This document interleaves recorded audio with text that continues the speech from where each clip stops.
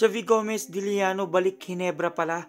Yan nga ilan sa mga maiinit na pag-uusapan natin sa videos na ito mga ka-idol. Sa ngayon nga mga ka-idol ay pinatindi ang tapatan sa pagitan ng SMB at Meralco Bolts at unti-unti na nga nating makikilala mga ka-idol kung sino nga bang tatanghaling kampiyonato ngayong All-Filipino Conference. At tila may mga pagbabago din namang nagaganap ngayong season at update din mga ka-idol kung saan nireject nga ng PBA management ang trade rumor about kay Kib Montalvo at Rain ng Batak at pinapa-revise nga ito mga ka-idol.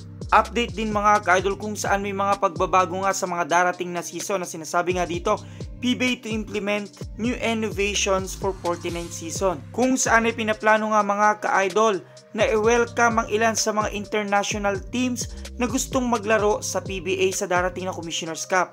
At isa pa dyan mga ka-idol ay papayagan na rin nga ang 2 imports sa bawat team sa PBA. Dagdag pa dyan mga ka-idol, sinasabi nga na mawawala na rin ang height limit kung sakali kung payagan nga ito ng PBA management. Naayon nga kay Commissioner Willie Marshall, pumayag na din ang board sa pinupropose ko na unlimited height ang import sa Commissioner's Cup. Bukas sila sa 2 imports, baka mag 2 imports tayo. Kung kahit sa ngayon ay naglabasa ng ilan sa mga prospect na 2 imports ng bawat team sa PBA. Update din mga ka-idol kung saan winelcome nga muli itong si Coach Jong bilang bagong head coach ng NLEX Road Warriors. At balibalita din naman mga ka-idol na maaaring magbalik nga itong si Matthew Wright at ito nga'y magbabalik pa rin sa Phoenix Super LPG.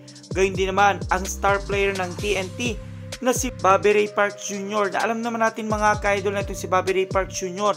ay pangarap na maging bahagi ng Barangay Ginebra kung sakaling nga makabalik siya sa PBA. At para naman sa update mga ka-idol sa matinding bakbakan ng SMB at Meralco Bolts ngayong finals, muling pinatunayan ng Meralco Bolts na kayang-kaya nilang talon ng SMB dahil tinalo nila sa pangalawang pagkakataon ngayong finals ang SMB.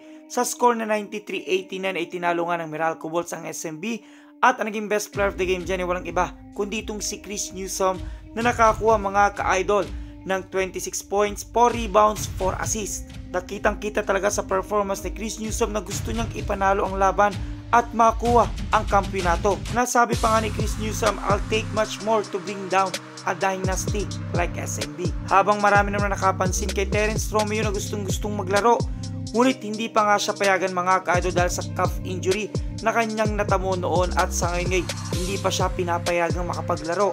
Kung kahit malaki nga panghinay ni Terence Romeo sa pagkatalo nga nila sa Meralco Bolts sa pangalawang pagkakataon ngayong finals. At sa ngayon marami na namang excited sa darating na conference kung saan may import nga at syempre inaabangan ng super import na si Justin Brownlee na inaasahan na makakasama ng Barangay Ginebra. Na sinasabi nga na maraming excited sa magiging tandem nitong si Justin Brownlee at Ralph mga ka-idol at yak marami daw matututunan itong si Ralph kay Justin Brownlee. At bali-balita naman ngayon mga ka-idol ang pamamaalam ni Javi Gomez Diliano sa tira firma dahil nga sa malaking offer ng Korean team. Ngunit base nga sa ating source mga ka-idol, bago pa man tanggapin ni Javi Gomez Diliano ang offer mula sa Korean team, sinasabi nga na ititrade na sana sa Ginebra this off-season kaso may kumontak pa na KBL team sa kanya. At sinasabi pa kung sakali nga na ito'y makabalik sa PBA, sigurado na mai-trade itong si Javi Gomez Diliano sa SMC Group. Na kung kayong tatanungin ko mga ka-idol, karapat dapat din kaya na makabalik itong si Javi Gomez Diliano sa Barangay Ginebra na alam naman natin itinirade siya noon. Kung na makasagutan, suggestion, question, advice, just comment down below mga ka-idol. At maraming salamat sa inyong panonood.